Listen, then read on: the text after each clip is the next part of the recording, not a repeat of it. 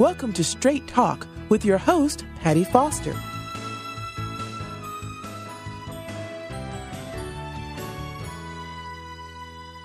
This is Patti Foster welcoming you to Straight Talk with Patti. With me today is Rosa Blum.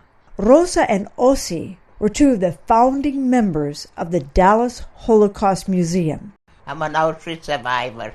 So talk with us about how your hair saved you so many times. We traveled. I traveled. We were taken right before Passover. We had Passover at home. Right after Passover, they came and they adopted us and took us away. The whole family. We all just went like sheep. Yeah.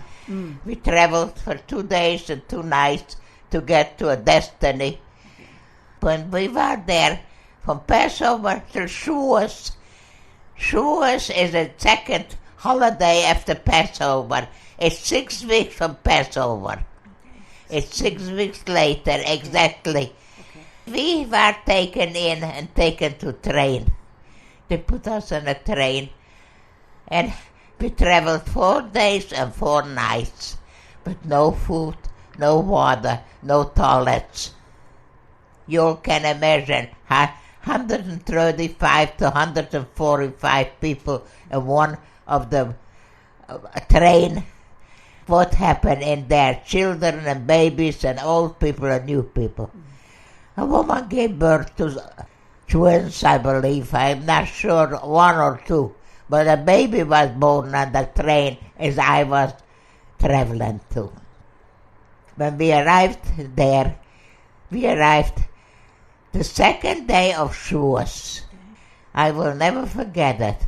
It's a Memorial Day anyway, and it's the second day of Shavuos. I will always remember it all my life.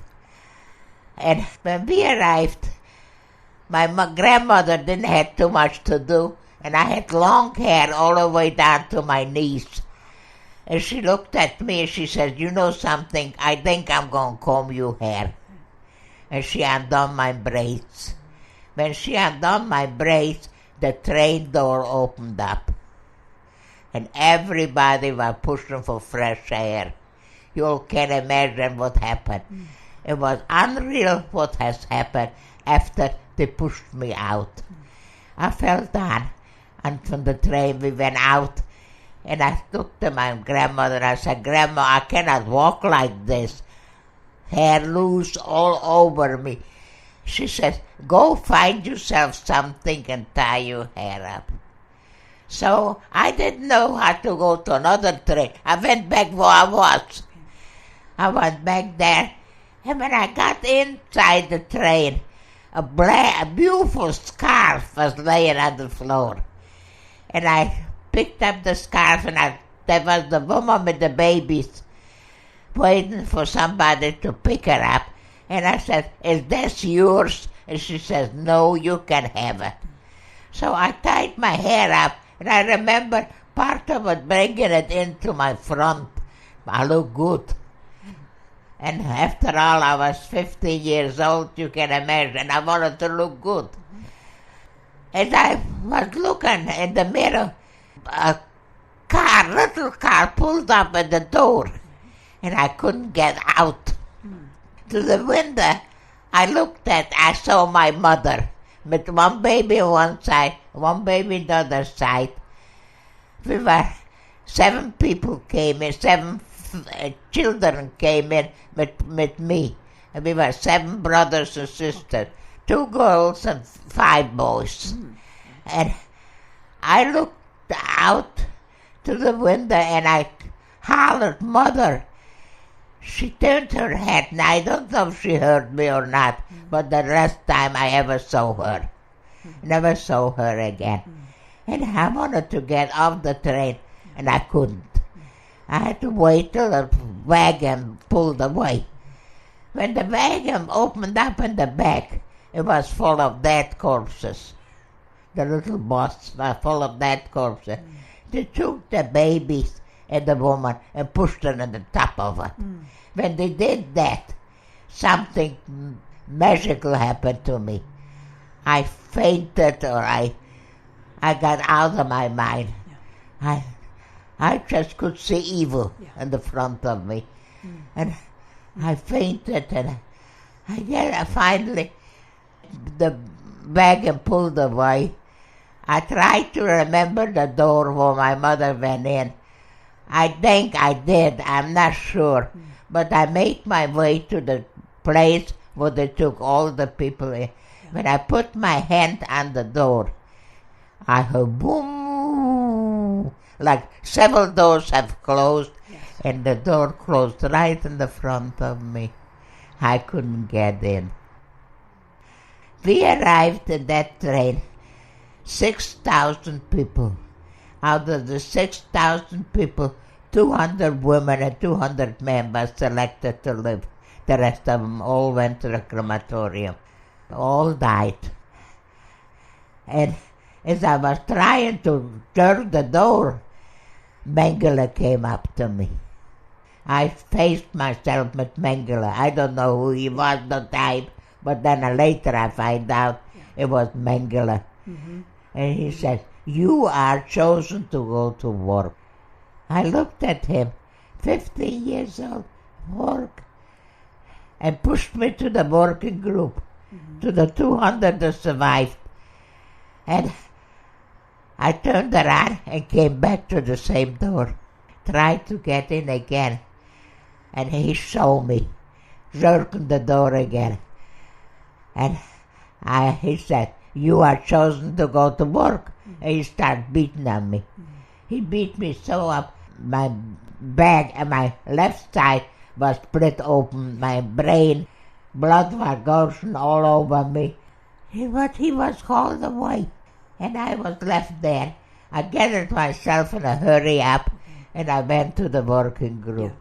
And I said, I have to look later to find my parents. And I was home again.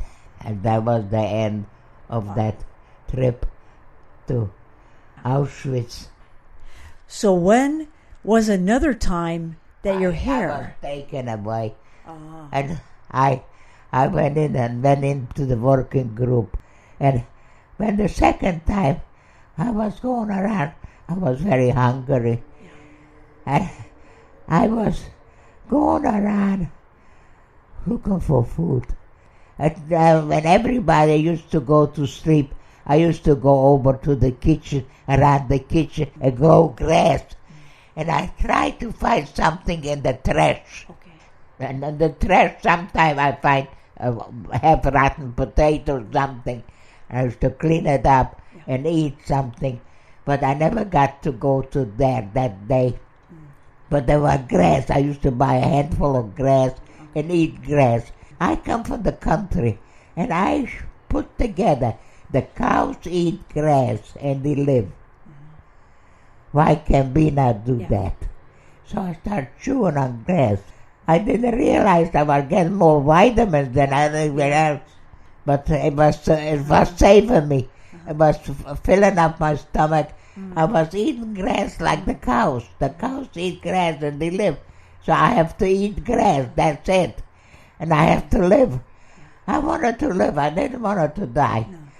So one day I went over there in the kitchen area, and I couldn't get in the kitchen, but the kitchen area where I could find something. Sometimes I find half a potato or a rotten potato, cleaned it up and ate it. It helped. It helped. Mm-hmm. It helped. And a woman came, and she said, "Do you have a sister?" And I said, "No." She said, "They're tattooing inside, and I don't have any sister. I don't want to work in the kitchen. I cannot work. I go to my sister." She threw her rope on me. When she threw the rope and on me in a dress, she threw it on me. I took it. I couldn't go no place. I put it on because I was afraid I would get again hit. So I put it on, and when I went inside, they were tattooing everybody. And they said, "Don't tattoo, you all gave wrong names. Give your right name and your birthday, because We need your right name. I forgot what she told me. And I remember her name still today. Sick Rosie. It was Rosie just like mine. But I didn't know her first name. So I gave my first name and I got tattooed. When I got tattooed, after I was tattooed, the German woman walks up to me and she said, "How old are you?" I didn't thought about what I said. That I was only 15. On the papers I was 15. I looked at her and I said 18. I wanted to live after 18 to work. Next day she comes back, she said, "Where's my 18-year-old one?" She never called me by my name. She always called me 18-year-old one. She knew her well that I was not 18. She knew. But she used me, and I was a perfect instrument for her to be used. She used me to go in a room.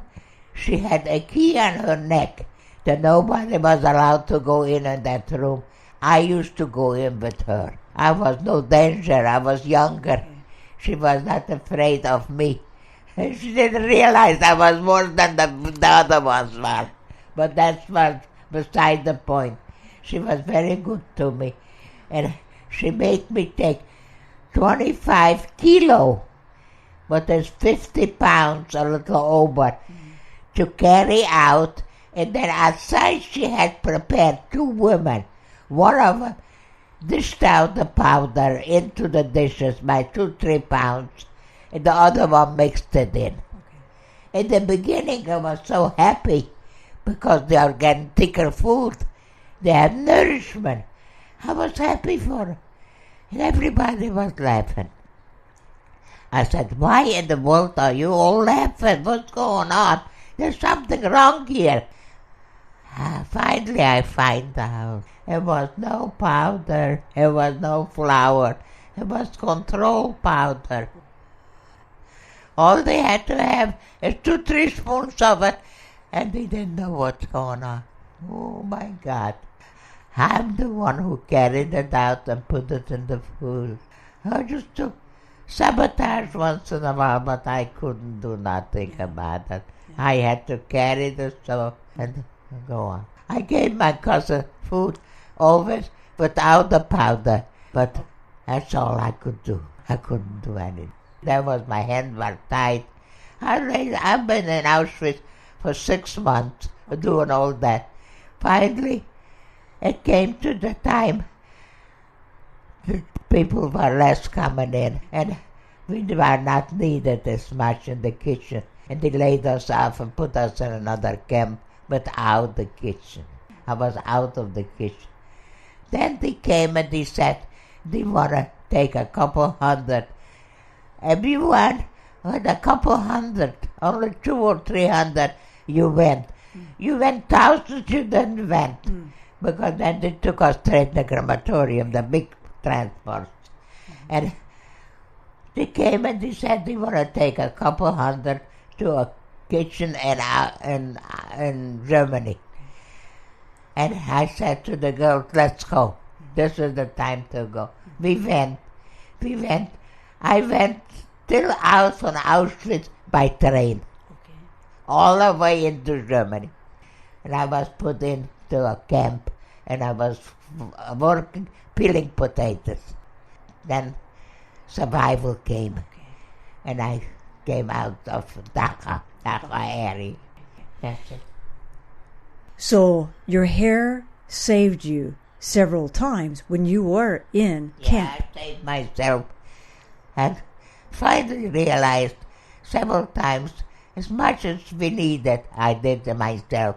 I worked very hard to survive, no matter what it is. I wanted to live. I wanted to be one. I didn't know I'm going to live this long, but I'm long now here.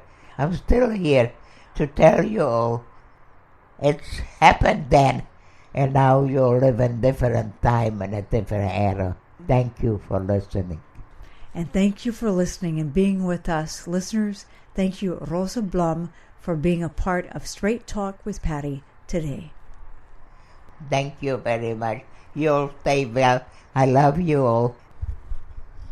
Rosa is now in a facility where she is taken care of. She still exercises. She still wants to tell her story and wants all of you to hear her story.